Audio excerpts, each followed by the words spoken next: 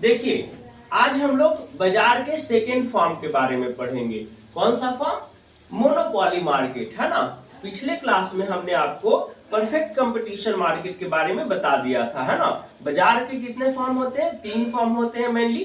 कौन कौन? Perfect competition, monopoly market और थर्ड मोनोपोलिस्टिक मार्केट। तो फर्स्ट जो है मैंने आपको परफेक्ट कंपटीशन बता दिया था। आज जो है सेकेंड टॉपिक है मोनोपोली मार्केट। ठीक है, कि मोनोपोली मार्केट क्या होता है और इसका क्या क्या फीचर्स है, यानी कि हिंदी में बोलिए तो एकाधिकार बाजार क्या होता है और इसका कौन कौन से विशेषताएं हैं, इसके बारे में आज हम लोग पढ़ेंगे। ठीक है, देखिए सबसे पहले आपको समझना मोनोपोली मार्केट होता क्या है ना।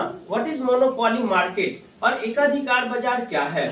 तो डेफिनेशन इसका समझिए। मोनोपोलिस्टिक मार्केट में सिंगल सेलर होता है, ठीक है, and large number of buyer होता है। क्लियर है? मोनोपोलिस्टिक मार्केट क्या होता है? Monopolistic market is that market condition in which no more seller but large number of buyer available. कहने का मतलब कि एकाधिकार बाजार में नो मोर सेलर, यानी कि सेलर ज्यादा नहीं होते हैं, वेरी फ्यू सेलर होते हैं, सिंगल सेलर होते हैं और 1 और 2 सेलर होते हैं। ठीक है, बट जो बायर है उसका संख्या बहुत ही ज्यादा है। ठीक है, तो इसमें क्या हो गया? इसका डेफिनेशन क्या हम लिख सकते हैं, पढ़ सकते हैं कि monopoly market is that market condition, है ना, in which no more number of seller but large number of buyer available. Clear है? इसमें ऐड कर सकते हैं कि in monopoly market no substitutes available nearby. That means कि यहाँ पे सब्स्टिट्यूट्स गुड्स अवेलेबल नहीं होते हैं। ठीक है, सब्स्टिट्यूट्स गुड्स अवेलेबल नहीं होते। नियर बाय कहने का मतलब कि आसपास में कोई भी सब्स्टिट्यूट्स गुड्स अवेलेबल नहीं रहता है। क्लियर है? तो ये हो गया, क्लियर हो गया। मोनोपोली मार्केट क्या है? मोनोपोली मार्केट क्या है? जिसमें सिंगल सेलर होते हैं, लार्ज नंबर ऑफ बायर होते हैं और इसमें पास में कोई भी सब्स्टिट्यूट्स गुड्स अवेलेबल नहीं होता। अगर सब्स्टिट्यूट्स गुड्स में कंफ्यूजन है तो हमने आपको कल बताया था कि substitutes goods are those goods which have capacity to fulfill the needs of other goods। जैसे इसमें हम एग्जांपल लिए थे क्या?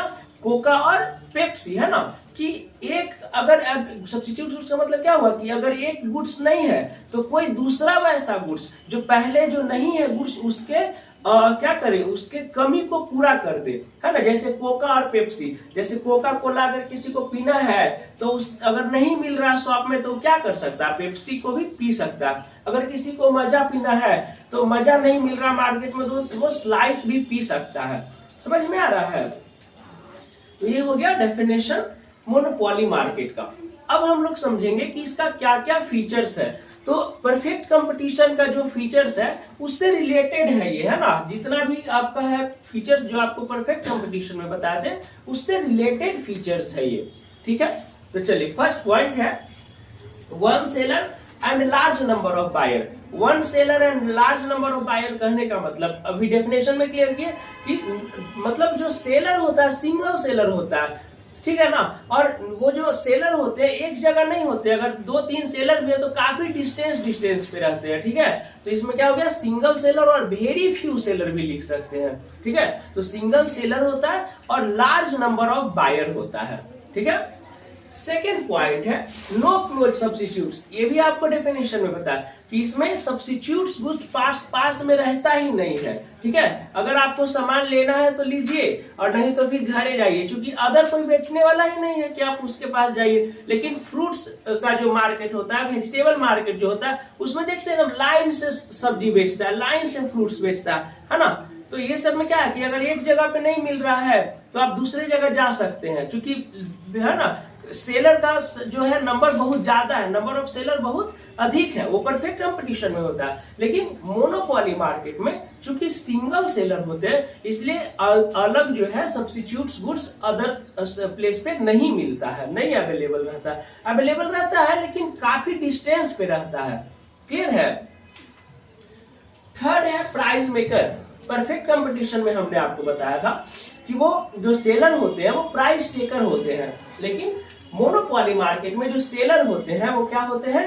प्राइस मेकर होते हैं। Price maker that means price maker का मतलब क्या हुआ कि वो मूल्य को निर्धारित करते हैं, है ना, कि उनको कितने कॉस्ट में बेचना है किसी सामान को, ये कौन निर्धारित करेंगे, सेलर निर्धारित करते हैं, है ना।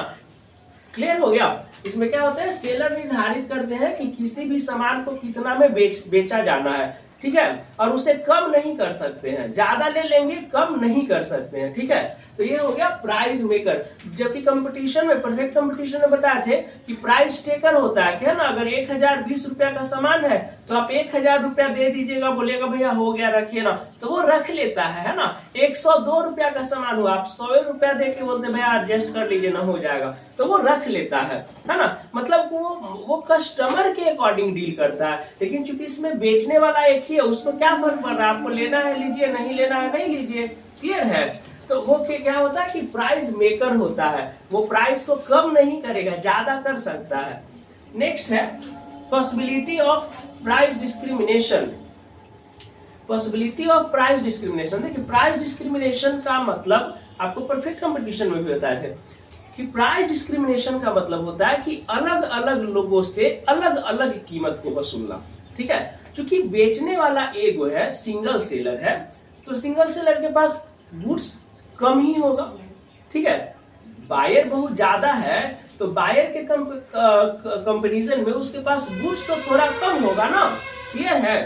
तो गुड्स जब कम होगा और नंबर ऑफ बायर बहुत ज्यादा होंगे, तो ऐसे कंडीशन में क्या होगा कि वो अलग अलग लोगों से अलग अलग कीमत वसूलेगा। जो पहले आ गया उसको मैं भी कम प्राइस में देगा, लेकिन अब देख रहा है कि लास्ट मेरा बचा हुआ है, मेरे पास गुड्स कम है और नंबर ऑफ बायर बहुत ज्यादा है, तो क्या करेगा वो, अब जो ज्यादा पैसा देगा उसी को वो सामान देगा। बात समझ में आ रहा है कि जो ज्यादा पैसा देगा उसी को वो सामान देगा। यानी कि इसको कहते हैं प्राइस डिस्क्रिमिनेशन, अलग अलग पर्सन से, कस्टमर से अलग अलग कीमत को गेन करना, ठीक है, प्राइस डिस्क्रिमिनेशन हुआ। जबकि परफेक्ट कंपटीशन में आपको बताया था कि ऐसा नहीं होता है। अगर चीनी का दाम है 46 रुपीज पर केजी, ठीक है, तो आप बच्चा जाए, बूढ़ा जाए, लेडीज जाए, जेंट्स जाए, वो सबको 46 ही रुपीज केजी देगा, नहीं कि वो 50 रुपए कर देगा, चाहे उसके पास चीनी रहे या न रहे। या अगर उसके पास 1 केजी चीनी है और खरीदने वाले लोग अगर 10 गो है, फिर भी वो किसी एक को 46 रुपीज पर केजी ही चीनी देगा, ठीक है। परफेक्ट कंपटीशन में वो ज्यादा नहीं कर सकता है। लेकिन मोनोपोली मार्केट में ऐसा नहीं होता है। मोनोपोली मार्केट में क्या होता है कि देखता है कि बायर ज्यादा है और गुड्स मतलब कम है अवेलेबल, दैट मींस की डिमांड ज्यादा और सप्लाई कम है, दैट कंडीशन क्या करता है, वो गुड्स का प्राइस ही बढ़ा देता है।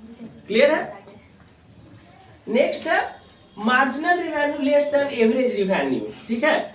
इसमें marginal revenue less than average revenue, इसमें जो है मार्जिनल रिवेन्यू, इसमें मोनोपोली मार्केट में मार्जिनल रिवेन्यू एवरेज रिवेन्यू से कम होता है।